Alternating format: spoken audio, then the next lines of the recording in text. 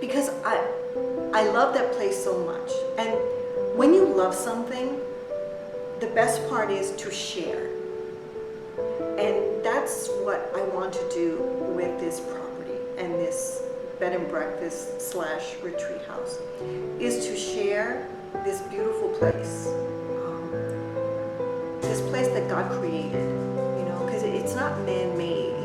You see the fields, the flowers, and the grass, and it's just a slower pace. And the life of the Amish, is really beautiful because they're so attached to the land, and they totally depend on God. When you're a farmer, you depend on God to give you the rain, to give you the sun.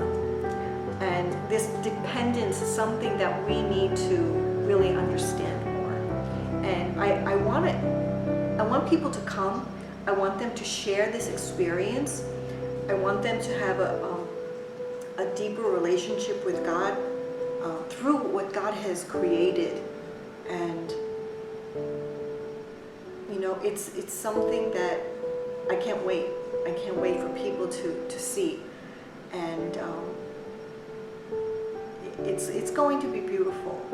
I'm just, I can't wait. And I'm so grateful to God for allowing us to do this for His people.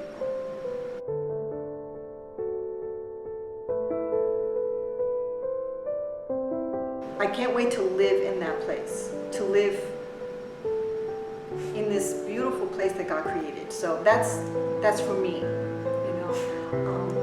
that is what I will be getting out of it.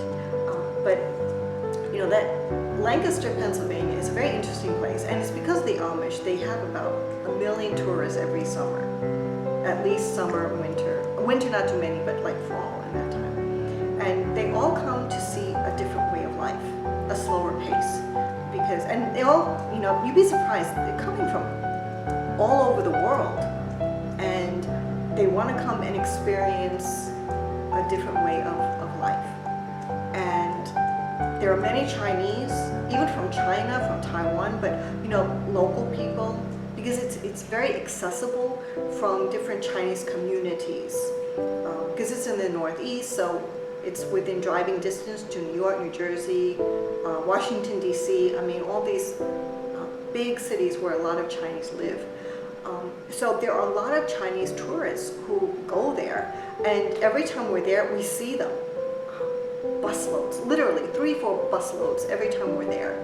And we see people driving, and we always bump into Chinese people in the gift shops and restaurants and everything. And I remember one time in particular, I was in a gift shop, Amish gift shop, and I was buying something as a gift.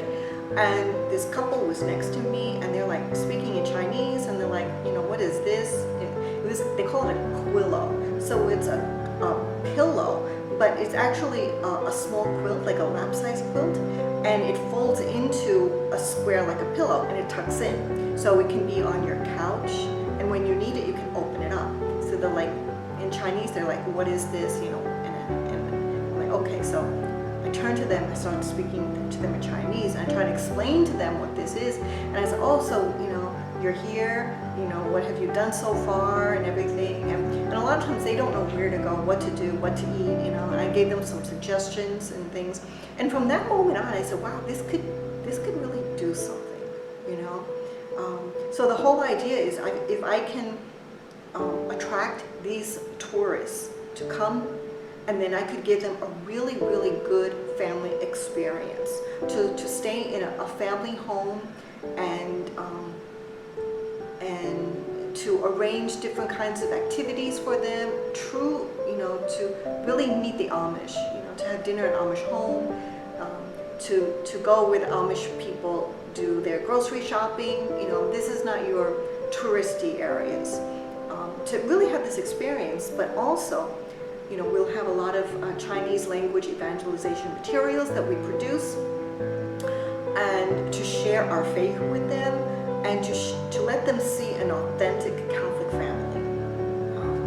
And maybe, you never know, maybe they'd like to join us with evening rosary or something. it's always about inviting people. And a lot of times people don't convert because nobody invited them. But if we show them our faith and very be open, it's not like we're going to force them. No, we just be friends, make friends with people, and that's how evangelization starts.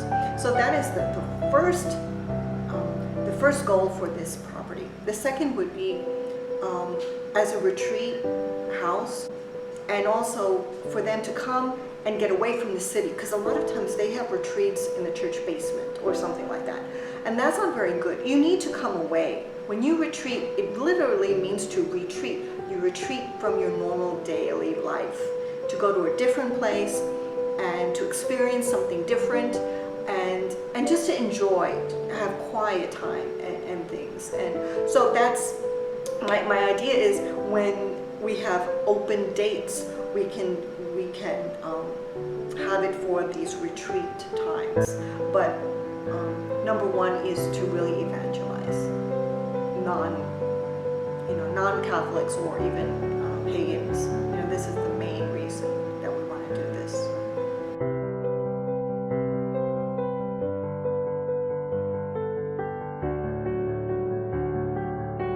So a Bible verse, there are many that I like, but one that has been recently rediscovered yesterday when I was preparing for my classes.